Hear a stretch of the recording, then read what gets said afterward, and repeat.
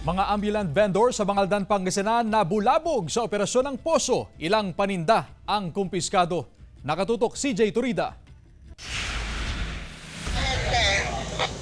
I-shout mo nga kay 024. Bago mag-alas 9 kaninang umaga, nang ikasa ng Public Order and Safety Office ang kanilang operasyon kontra sa mga ambulant vendor sa Bangaldan, Pangasinan. So, from there, hawakan nyo lang. Ibigay sa kanya. Hinati sa dalawang grupo ang mga deputized poso enforcer upang pangunahan ang operasyon. Sinuyod ang Biagtan Street sa palibot ng pamilihang bayan. Dito pumupwesto ang ilang ambulant vendor. Sa bahaging ito, kinumpiska ang paninda ng isa sa mga iligal na nagtitinda sa lugar. Nakatakbo ang iba pa.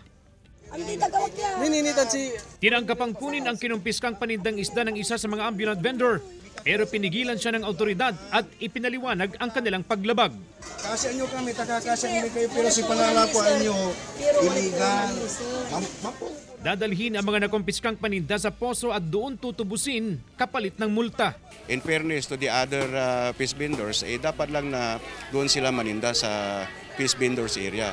Hindi ho dito sa may gulayan dahil kawawa naman yung mga nagtitinda ho ng isda doon sa fish vendors area. Matagal na raw na problema ng mga lehitimong fish vendor ang panlalamang ng mga ambulant vendor. Ilan sa mga ambulant vendor, mga dayo pa sa Bangaldan. That is the main problem of my association. Most of the buyers hindi na pumapasok. Madalang na lang. Panawagan nila sa mga ambulant vendor na maging patas sa pagkahanap buhay. Kasama si Henry Duminsil, CJ Turida, One North, Central Luzon.